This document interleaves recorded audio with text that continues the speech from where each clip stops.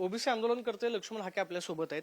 रात्री तुमची एक फेसबुक पोस्ट जी आहे ती बरीच चर्चेत आहे. एक म्हणजे की राधाकृष्ण विखेंनी तुमच्यावरती टीका केली आणि दुसरे प्रसाद लाड असं म्हणाले की तुमच्या मागे 4-5 माणसं नसतात, किंवा विखे असं म्हणाले की तुमच्या हाकेला कोणी प्रतिसाद देत नाही.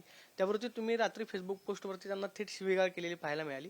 नक्की झालं काय? हे बघा, मी एक ओबीसी आंदोलक आहे आणि एक जाणीव झालेला आंदोलक आहे. आज खरं तर मंडल विजय दिन आहे. आजच्याच दिवशी 1990ला तत्कालीन पंतप्रधान विश्वनाथ प्रताप सिंगांनी मंडल आयोग स्वीकारला.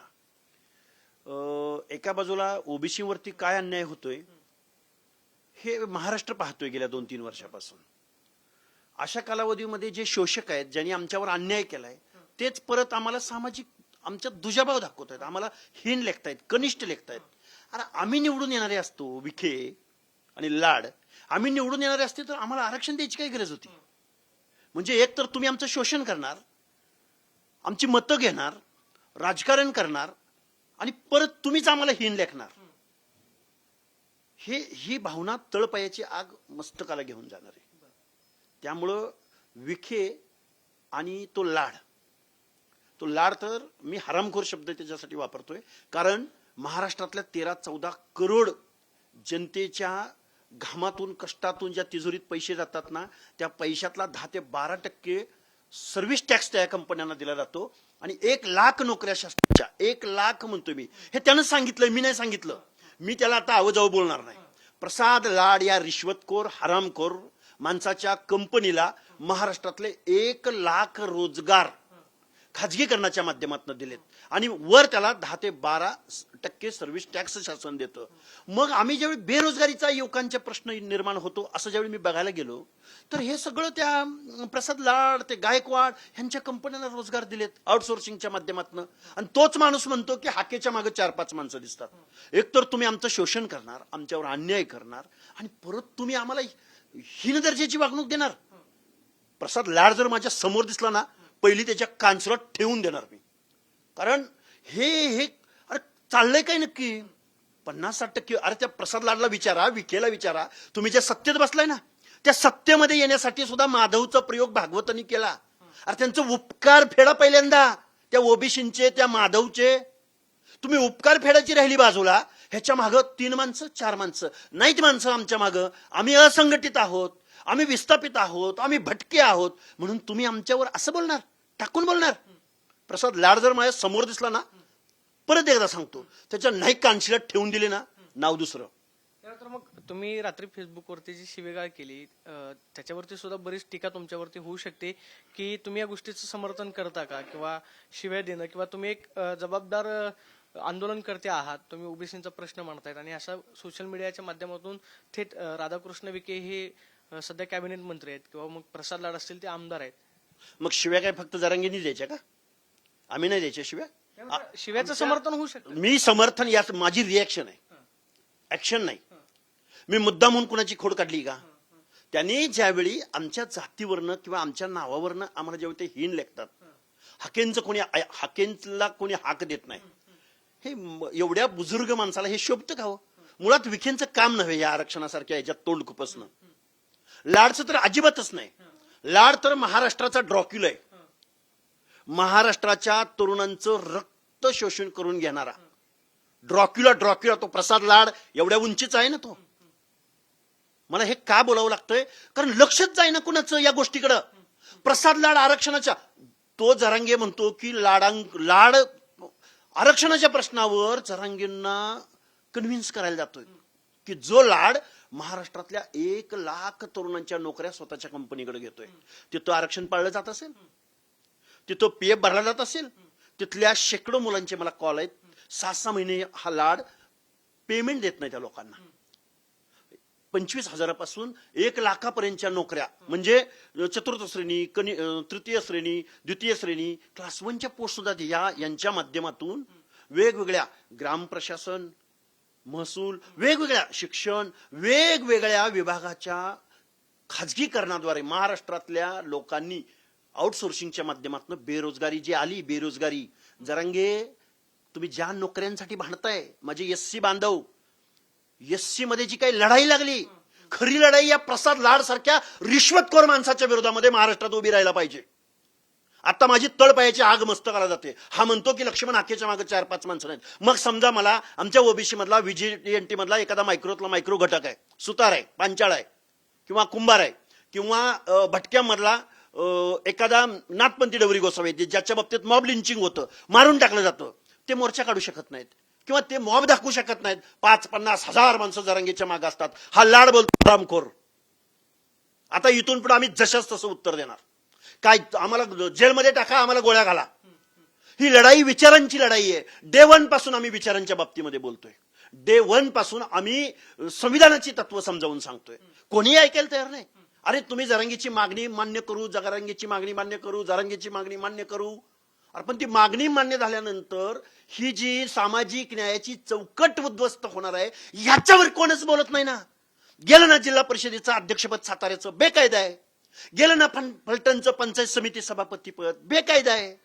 गेलं ना दौंडचं नगराध्यक्षपद. अरे राजघराण्यामध्ये ब्लड रिलेशन असणाऱ्या त्या जगदाळे कुटुंबियांनी ओबीसीचं बनावट सर्टिफिकेट काढून तिथं नगराध्यक्षपद घेतलं. माझा ओबीसी जर जागा असता ह्याला सत्तेवर ठेवलं असतं का? अरे 50 ते 60% लोकसंख्या आहे. आणि परत आम्हाला असं हीन दर्जाची वक्तव्य विखे सारखा माणूस आणि तो लाड सारखा माणूस करतो. काय केलं पाहिजे आम्ही? होतोय मानसिक त्रास होतोय या गोष्टीचा. मानसिक त्रासामधून तुम्ही प्रश्नच नाही. मी आता बोललो ना, मला प्रसाद लाड जर माझ्या समोर दिसला मी कान्सुलात वाजवणार त्याच्या. मला गोळ्या घाला, मला कायदा हातात घेतला. किती दिवस सांगू? गेली 3 वर्ष झालं संविधान, कायदा, महामानव डॉक्टर बाबासाहेब आंबेडकर. अरे तुमचा रिस्पेक्ट करतोय. मी उचकावं म्हणून तुम्ही मला असं बोलताय का? तुम्हाला प्रसिद्धीमध्ये यायचं आहे विखेला आणि लाडला म्हणून ते आम्हाला अशा पद्धतीची वागणूक देत आहेत?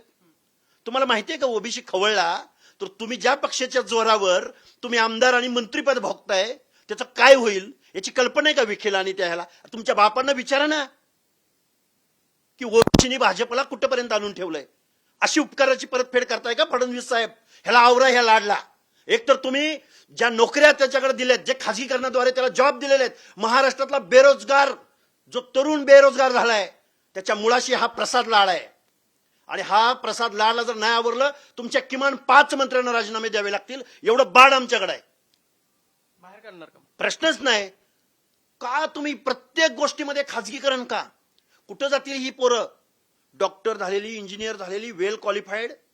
ह्या माणसानं सरकारी जॉब, सरकारी नोकर भरतीच होणार नसेल हे तरुण जातील कुठं? अरे कुणाला आरक्षण मागताय तुम्ही? प्रसाद लाडला आरक्षण मागितलं पाहिजे. तो आणि तोंड उघडं ठेवून म्हणतो की मी 1 लाख तरुणांना रोजगार देतो. अरे माझ्यासारख्या माणसाला वाटलं यार 1 लाख रोजगार देणारा हा प्रसाद लाड हा तर खरं तर नोबेल प्राइजच्या तोडीचा माणूस आहे.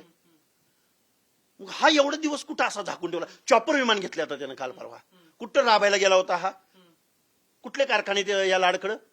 हे नाही सहन करणार आम्ही, अजिबात नाही सहन करणार. आज मंडल विजय दिवस आहे. तुम्ही वंचित बहुजन आघाडीनं जो कार्यक्रम आयोजित केला त्या कार्यक्रमामध्ये जाताय. मंडल आयोगाला चॅलेंज करू अशी काही जणांची प्रतिक्रिया होती. आज तुमची काय प्रतिक्रिया आहे मंडल विजय दिवस? मंडल आयोगाला त्यांनी चॅलेंज करावं, आम्ही त्याची वाट पाहत आहोत. मंडल आयोगाला चॅलेंज ज्या दिवशी होईल त्यावेळी देशाचा पंतप्रधान सुद्धा राहणार नाही. जो मंडल आयोगाला चॅलेंज करायची भाषा बोलतोय ना त्याला एक प्रश्न विचारा की देशाच्या लोकसभेमध्ये ओबीसीचे किती खासदार आहेत ह्याचा जरा अभ्यास कर म्हणावं. पंतप्रधानाला त्यांच्या खुर्चीवर राहता येईल का? कर तर म्हणावं चॅलेंज. हे अनपटपणातनं आलेलं वक्तव्य आहे. खरं तर मंडल आयोग 1994 पासून वॉटरशेड मुव्हमेंट म्हणलं जातं. खऱ्या परिवर्तनाला सुरुवात, कारण महामानव डॉक्टर बाबासाहेब आंबेडकरांनी 340व्या कलमामध्ये ओबीसींना भी आरक्षण मिळालं पाहिजे, जातनिहाय जनगणना झाली पाहिजे, त्यांना त्यांचा न्याय हक्क मिळाला पाहिजे, ही सुतोवाच डॉक्टर बाबासाहेब आंबेडकरांनी केलेलं होतं. खरं तर ते 1950 पासून यायला होतं, पण 1994 साल उजाडलं. आणि पुन्हा आत्ताची जी काही जी आर काढले जात आहेत हे सामाजिक अन्याय करणारे जी आर आहेत. सामाजिक दृष्ट्या मागासांच्या अनाथ माती कलवण्याचा हा शासन पुरस्कृत प्रोग्राम आहे. ही माझी भावना आहे. नाही तर आता एकीकडे मग मनोज रांगे असं म्हणतायत की जी कुणबी प्रमाणपत्र दिलेली आहेत ती बावनकुळे रद्द करायला सांगतायत किंवा कुणास तरी फोन जातो आणि मग त्यानंतर ते प्रमाणपत्र रद्द केलं. हे बघा, प्रमाणपत्र जे वैधता कमिशन आहे, समिती आहे, तिला न्यायसंस्थेचा अधिकार आहे, म्हणजे क्वासाई ज्युडिशरी त्याचं स्वरूप आहे. अर्धन्यायिक आयोग म्हटलं जातं त्यांना. त्यांच्या कामकाजात त्यांना फोन करणं म्हणजे न्यायामध्ये हस्तक्षेप करणं आहे. आणि न्यायामध्ये हस्तक्षेप कोणच सहन करू शकत नाही. तुम्ही वरच्या न्यायालयात दाद मागू शकता, त्याच्या वरच्या न्यायालयात दाद मागू असं शकता. म्हणतात की बावनकुळे प्रमाणपत्र रद्द करायला सांगितलं. असं कसं सांगतील? सांगितलं असेल तर ते खूप अवघड आहे. मला नाही वाटत की एवढ्या मोठ्या पदावरचा माणूस, ज्याला राजकारणात एवढी वर्ष ते काम करतायत, त्यांची ज्येष्ठता पाहता, मला नाही वाटत की जात वैधता न्यायिक प्रक्रियेमध्ये बावनकुळे साहेबांनी असा हस्तक्षेप केला असेल. अरे किती वर्षाची राजकीय कारकीर्द आहेत, एवढं पण राजकारण्यांना तुम्ही इजी घेऊ नका. कुठल्या कोर्टाला कुठला मंत्री, जबाबदार मंत्री असा फोन करेल बरं? अवघड आहे. हे आरोप आहेत हे फक्त. नाही तर मग त्यांनी काल अनेकांना इशारा दिला की एकनाथ शिंदेंना किंवा अजित पवार असतील, आता अजित पवार आहेत नाहीत, मात्र मराठा म्हणून आम्ही तुम्हाला मतदान केलं, एकनाथ शिंदे साहेबांचे आमदार निवडून आणले आणि एकनाथ शिंदेच आमच्यासोबत आता डबल गेम खेळतात. हे बघा, त्यांनी पहिल्यांदा ते कुणावरही बोलतायत ते, त्यामुळे त्यांच्या बोलण्याकडे मी जास्त लक्ष देत नाही. पण ते पॉलिटिकल अजेंड्यावर काम करत होते हे त्यांनी काल सांगितलेलं आहे. ते काल एक्सपोज झालेले आहेत की त्यांनी एकनाथ शिंदेसाठी काम केलं. त्यांनी काल जाहीर केलेलं आहे की आम्ही भुमरेंना निवडून आणलं. त्यांनी काल जाहीर केलंय की आम्ही शिरसाटांना निवडून आणलं. त्यांनी काल असंही बोलले की गद्दारीचा डाग तुमचा आम्ही पुसलेला आहे. म्हणजे एकनाथ शिंदे गद्दार आहेत हे त्यांनी महाराष्ट्राला सांगून दिलंय. कोण एक्सपोज होतोय आता तो त्यांचा त्यांनीच विचार करावा. आता आम्हाला यामध्ये जास्त इंटरेस्ट नाही, कारण आम्ही शोषित आहे, वंचित आहे, आम्हाला कुठंच स्थान नाहीये. त्यामुळे आम्हाला कोण आला काय गेला काय, कोण पडला काय, पण आमचं आरक्षण टिकावं ही आमची भूमिका आहे. अजून आम्ही तिथपर्यंत पोहोचायला खूप अवकाश आहे. मात्र आता ते पुन्हा एकदा महाराष्ट्राचा, पश्चिम महाराष्ट्राचा दौरा करतायत, म्हणून जरांगे ठिकठिकाणी फिरणार आहेत आणि मग त्यानंतर त्यांनी थेट सरकारला इशारा दिलाय की या सगळ्या मागण्या ज्या आहेत त्या मान्य झाल्या पाहिजे. प्रमाणपत्र रद्द करता म्हणजे तुम्ही आम्हाला फसवताय. प्रमाणपत्र रद्द करायचा अधिकार शासनाला कुणालाच नाही हो. प्रमाणपत्र कोण रद्द करू शकतो? प्रमाणपत्र जात वैधता जो आयोग आहे, समिती आहे, ती करते. त्याच्यात कुठल्याही मंत्र्याला, मुख्यमंत्र्याला सुद्धा अधिकार नाही त्यामध्ये. असं कसं होतं? तुम्ही ओबीसी जनता पार्टी काढली, जे नेते तुमच्या विरोधात वक्तव्य करतायत किंवा मग राधाकृष्ण विखे असतील किंवा मग प्रसाद लाड असतील, त्यांच्या विरोधात तुम्ही उमेदवार देणार का? अरे प्रश्नच नाही, का नाही देणार? त्या नगरमध्ये काय ओबीसी राहत नाही का? ओबीसी एक झाला ना, हे वाहून जातील, वाहून. पण आमचं दुर्दैव असं आहे, आम्ही सामाजिक दृष्ट्या मागास आहोत. तुम्ही आमदार व्हायचं असतं का? तुम्ही कुठं मंत्री व्हायचं असतं का? तुम्ही कुठं महसूल मंत्री व्हायचं असतं का? तुम्ही कुठं अर्थमंत्री व्हायचं असतं का? हा नॅरेट खोडून काढायसाठी आम्ही ओबीसी जनता पार्टीची घोषणा केली. ओबीसीनी ठरवावं.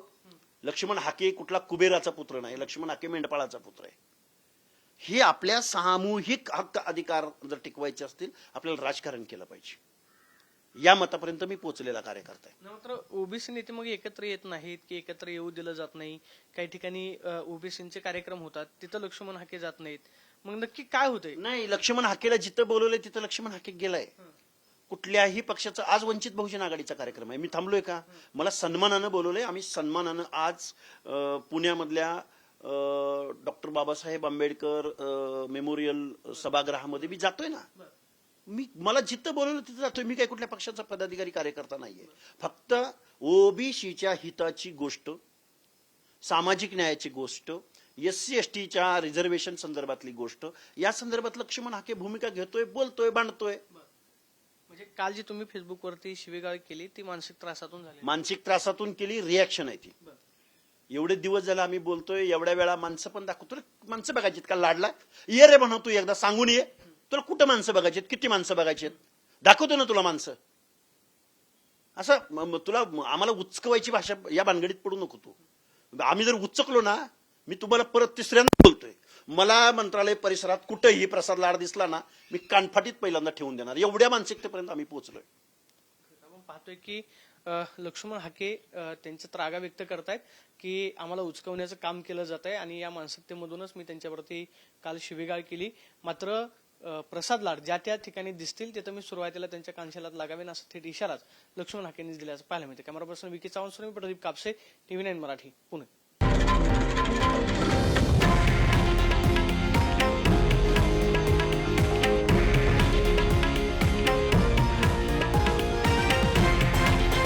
हे आहे देशातील नंबर 1 न्यूज नेटवर्क आणि आपण पाहत आहात TV9 मराठी, एकमेव.